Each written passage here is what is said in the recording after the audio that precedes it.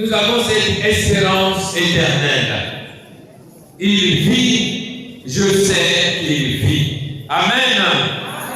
C'est ça le thème de notre méditation ce matin. Je sais qu'il vit. On va reprendre ce refrain. Les mamans vont dire il vit, et les hommes vont répondre masculinement. Je sais qu'il vit. Je sais qu'il vit.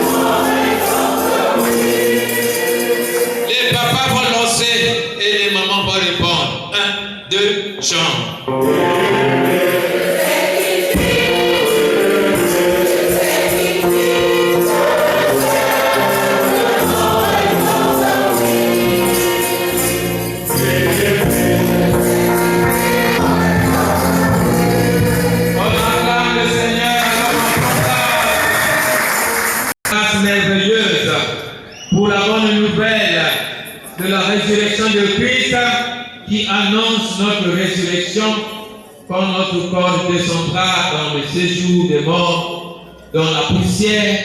Nous pouvons garder cette espérance aujourd'hui parce que Christ est ressuscité, avec lui nous ressusciterons. Et nous sommes déjà ressuscités parce que nous étions morts au péché, et par la foi nous avons trouvé la vie. Nous sommes vivants parce que Christ vit. Que ton nom soit glorifié. Amen. Sinon, pourquoi être disciple de quelqu'un qui est mort? Il vit, je sais qu'il vit. La résurrection de Jésus, c'est un fait majeur.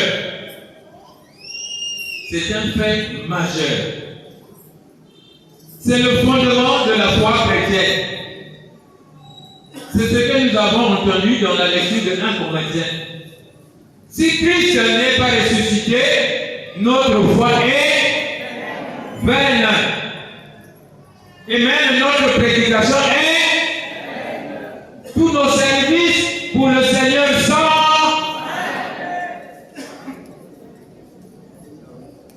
Voilà. Donc, le fondement c'est Christ. Le fondement c'est Christ.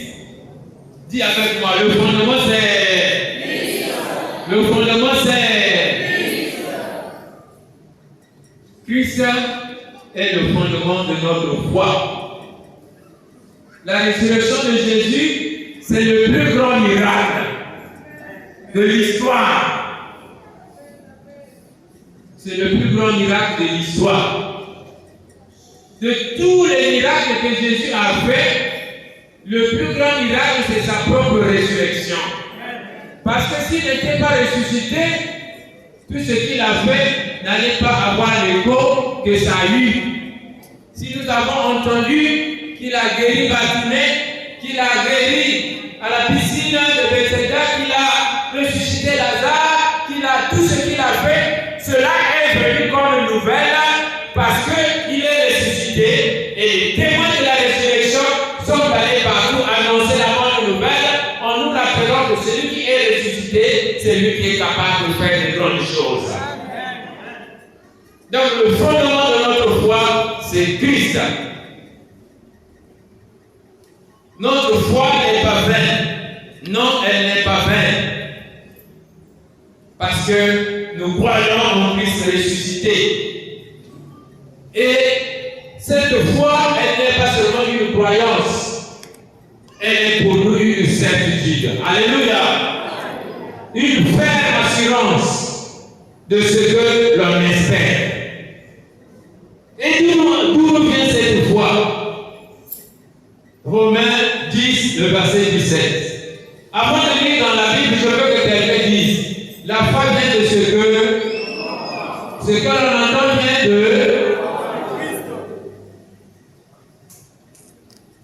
ce que l'on entend vient de la parole de Dieu. La parole de Dieu. Est-ce qu'il y a quelqu'un qui peut parler? La foi vient de ce qu'on entend, et ce qu'on entend vient de la parole de Dieu. Parole de Dieu. Ce qu'on entend vient de la parole de Dieu. Maintenant, lisons. Romains 10, 17.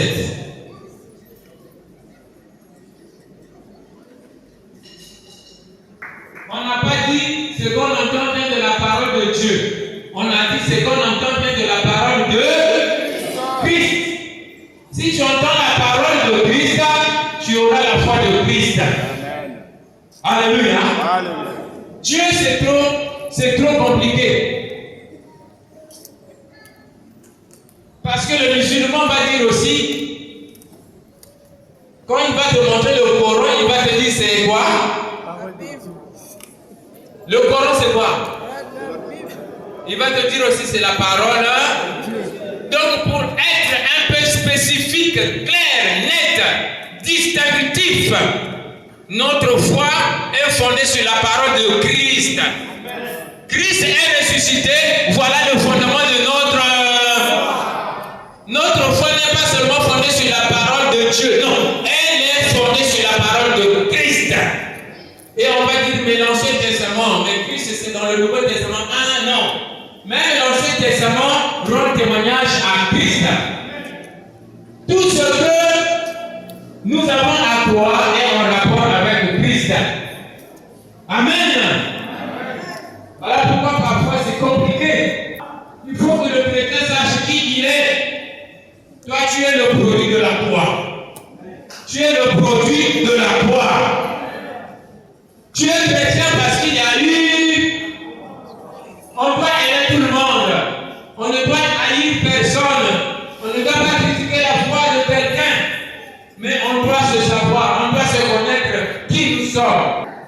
Nous croyons que Christ est ressuscité parce qu'il a dit lui-même. C'est d'abord ça. Christ est ressuscité parce qu'il a dit lui-même. Quand il parlait au futur. Le Fils de l'homme va souffrir. Il sera livré entre les mains des impies, des païens. Il sera crucifié, mis au tombeau. Mais au soir d'un jour, il sera. Donc, chacun de nous ici doit être sûr que Christ est ressuscité parce qu'il a dit lui-même. Il n'a pas dit quelque chose qui ne s'est pas accompli. Il a dit et cela s'est fait. Notre foi est basée sur la parole de Christ. Il a dit, de même que Jonas est resté dans le ventre du poisson pendant 3 jours, il en sera de même pour le Fils de l'homme. Voilà l'image que Jésus nous a donnée. C'est l'image de Jonas dans le ventre du poisson. Mais Jonas ne s'est pas décomposé dans le ventre du poisson. Il est sorti vivant. Alléluia. C'était déjà l'annonce de la résurrection de Christ. Voilà pourquoi j'ai dit que l'Ancien Testament parle de Jésus, parce que ce qui s'est passé avec Jonas, c'était déjà l'annonce de la résurrection de Christ. Amen. Et après son séjour dans le poisson, si Jonas pouvait parler encore, après son séjour dans le tombeau, Jésus pouvait encore se montrer et parler encore et bénir encore. Je sais, ça c'est la dimension de la foi. Nous croyons. Et nous ne croyons pas en vain. Il ne s'agit pas d'une spéculation. Notre foi a un fondement sur la parole de Christ. Mais en plus de croire, on sait. Et pour dire qu'on sait, il faut que nous ayons des preuves. Il faut que nous ayons des preuves. nous avons des preuves. Nous avons des preuves. C'est quand on a des preuves que notre certitude est justifiée. Si tu as des preuves, tu sais que ce que tu sais est vrai. Alléluia. Parce que tu as des preuves. Et quand tu sais que ce que tu sais est vrai, ça te pousse à avoir une certaine attitude. Celui qui doute et celui qui sait que ce qu'il voit ou ce qu'il sait est vrai, ils n'ont pas la même attitude. Donc notre foi se nourrit aussi de preuves que nous avons. Si au début nous avons cru, nous allons continuer de croire parce que les preuves viendront ajouter à notre certitude beaucoup plus de force, beaucoup plus de puissance. Alléluia. Alléluia. Les disciples avaient cru. Mais quand Jésus s'est montré à eux, ils ont cru davantage. Et quand il leur a montré les marques laissées par les clous, ils ont vraiment cru encore. Alléluia. Ah, quelqu'un n'a pas compris là-bas. Quand tu sais, tu as la certitude. La certitude produit une attitude. Et cette attitude t'élève à une certaine... Est-ce que tu parles un peu pour toi? Maintenant, nous allons chercher les preuves. Nous allons chercher les preuves. Papa Capitaine, qu'est-ce qui se passe? Vous parlez des preuves de la résurrection de Jésus? Oui, nous parlons des preuves de la résurrection de Jésus. Amen. Amen. La première preuve est personnelle. Si tu dis, je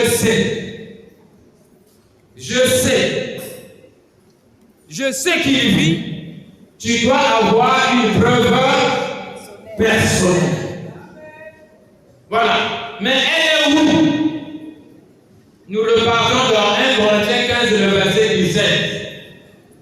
Quelqu'un va lire 1 Corinthiens 15, le verset 17.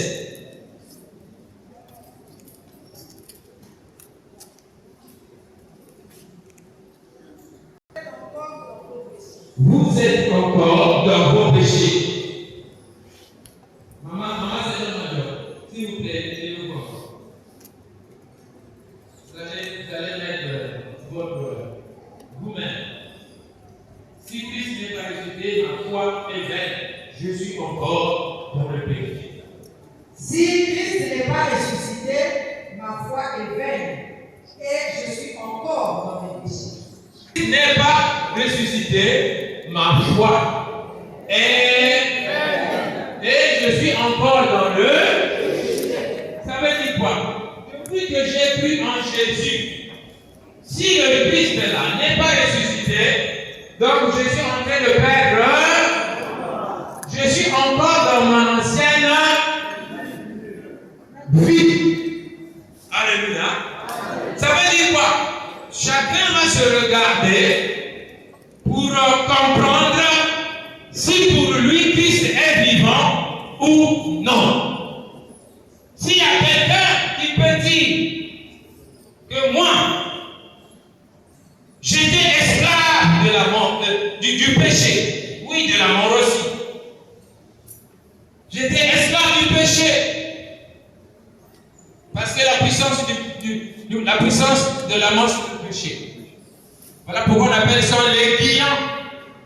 Les guillons de la mort, c'est... Les guillons, c'est quoi? Donc, c'est par le péché que la mort règne. Alors, chacun a dit, si moi, Thomas Wabani, si Christ n'est pas ressuscité, moi, Thomas Wabani, ma foi est vaine. Je suis encore dans mes péchés. Et chacun aura sa propre réponse. Si j'étais un voleur, et depuis que j'ai cru en Parce que la grâce de Dieu a changé mon cœur de pierre en cœur de chair pour donner gloire à Dieu. Je sais que Christ est vivant.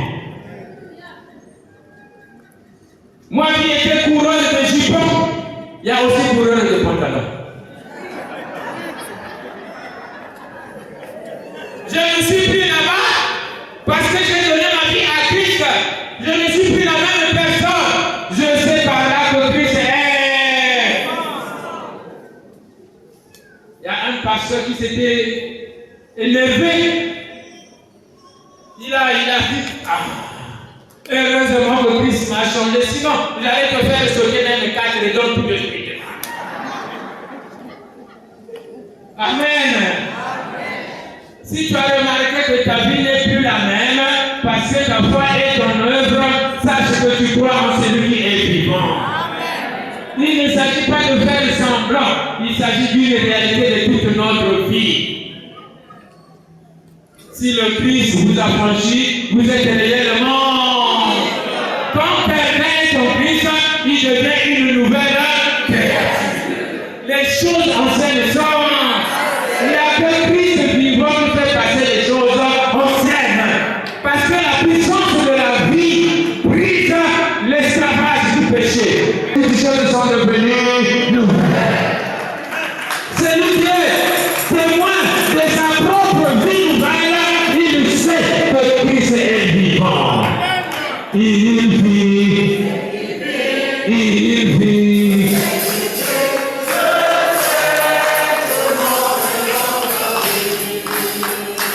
Il vit, il vit.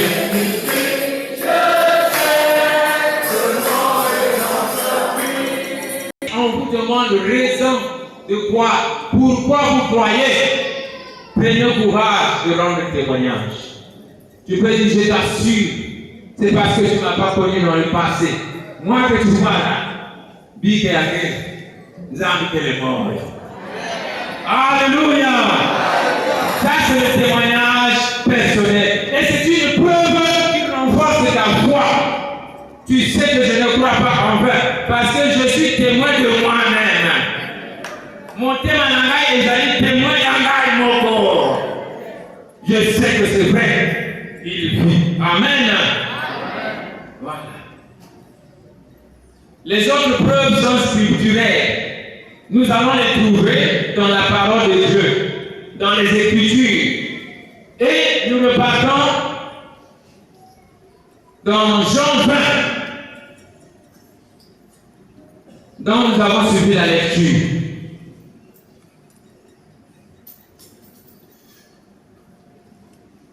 La première preuve annoncée dans les Écritures, c'est quoi?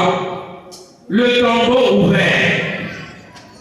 Le tombeau ouvert. Le tombeau ouvert, pourquoi? Parce que la pierre avait été roulée. La pierre a été roulée. Nous, c'est juste une histoire. Mais pour Marie de Magdala, qui devait se rendre au tombeau, sachant qu'il y a une pierre, c'était un souci. On nous dit qu'elle se demandait qui va nous rouler la pierre. Quand j'ai médité cette parole, je me suis dit, mais les femmes là, pourquoi elles n'avaient pas associé les hommes pour rouler la pierre? Parce qu'ils faisaient partie d'une même équipe. Pourquoi s'inquiéter qui va nous rouler la pierre alors que vous avez vos frères? La pierre était scellée. On va demander au Seigneur Major, il va nous expliquer. Parfois, tu n'as pas payé l'impôt, on vient sceller la boutique. Même si tu as la clé, mais on a fait voir. Papa Seigneur Major, la richesse que nous avons. Est-ce qu'on peut acclamer le Seigneur?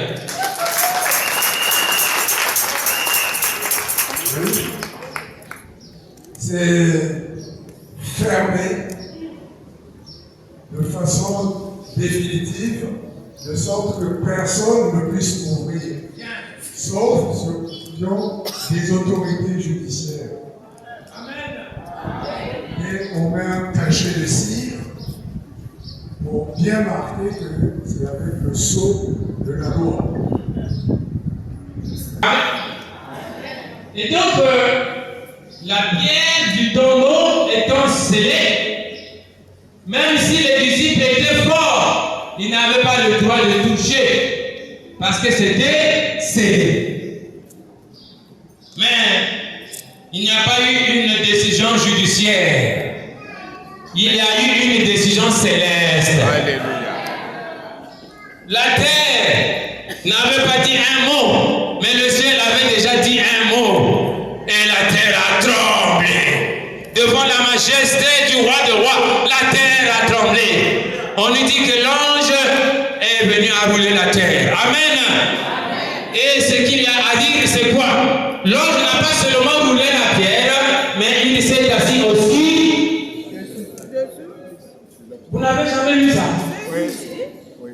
La pierre est roulée et l'ange est assis. Bien sûr. Mon cher, quand tu te parles avec quelqu'un, s'il te roule et il t'assoit sur toi, c'est fini. Et la puissance de Dieu, c'était déjà humilié.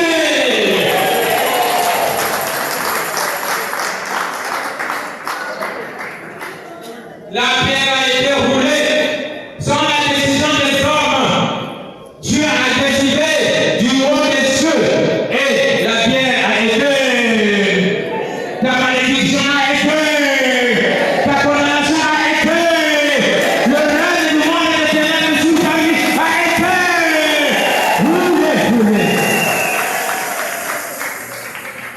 Alléluia. Quand le mari de lui viendra, dis-lui, écoute, la pierre a été. Même si dans le passé, par mes erreurs, par mes fautes, je suis rentré en alliance, en ignorant, peut-être en sachant, mais dès que j'ai connu Christ, la pierre est. Pour ça, on doit faire le Seigneur.